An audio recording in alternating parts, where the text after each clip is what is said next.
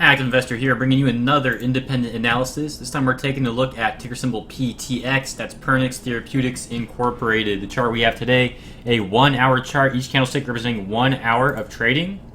We go back about a month on the chart, but let's focus on really what happened today, along with what happened over here. So PTX has had a really interesting chart. If you go on the 1 day, you can see that it's been downtrending for quite a while. But it's looking to possibly show some more life. So let's take a look at what the potential upside for this stock is and if it really looks like it might continue to potentially gap up. So what's interesting is we had that high here of about 75 cents, and that was the most, that was the highest area that we've had within the last month or so. But we couldn't hold those levels at all. 63 cents, you don't see it on this chart, but it is a pivot point based on historical data from many months back, although it wasn't tested much this last month at all. We couldn't hold these levels on above 63 cents, so we dropped right back down below. Tested 53 cents, couldn't hold that. 47 cents, couldn't hold that. 41 cents luckily did hold, and we began bouncing off 41 cents. Now for 1, 2, 3, 4, 5, 6 trading days, we just channeled between 41 and 47 cents. Now, if you're a day trader, that gives you a potential 10% trade or so if you get in at the low of that range and sell at the high of that range. So that channel wasn't too bad, really. You can see we tested 47 cents as resistance for pretty much 3 days in a row before we finally broke above that channel today.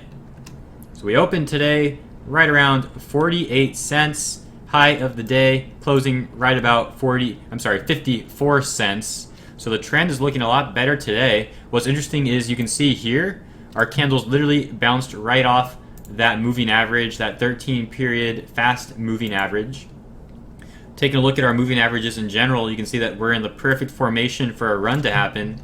Just like you saw over here, where we had purple, green, yellow, that being the fast to the slow moving averages, 13, 20 to 50. You can see that's when we had this nice run, and once the candles begin breaking down, that's when we saw the 20 cross above the 13, and eventually the 50 crossed above both of those two. Now, here's where we saw the 50 cross back below, but the trend wasn't exactly done yet. Rather, the channel wasn't exactly done yet.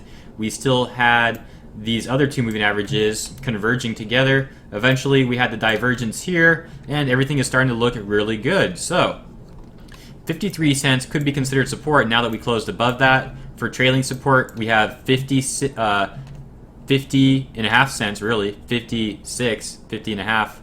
We have 49 cents and 46.8, basically 47 cents. Hard support at 47 cents. The 50 SMA also agreeing with that 47 cent support. So we actually have some fairly good support on the way up here to potentially 63 cents and then some. But that's my price target for the short term. If this trend continues, short-term price target is 63 cents. If we hit that price target, I'll make another video updating the next price target, since that's really not too far off. There's a good chance we do hit that tomorrow even. Now, we've checked out our pivot points, we checked out support, resistance, and our moving averages. Let's take a look at our relative strength index / RSI down here at the bottom. So, relative strength index is looking pretty good. We literally bounced off the 20 line. If we crossed below that, it would have looked a little bearish. It would have looked very bearish, rather. But we bounced right off the 20 line, so it's looking good. We're not above the 80 line yet, so we're not going to see any huge gains until we get overbought, just like we saw here when we were overbought, and that's when we had this great run.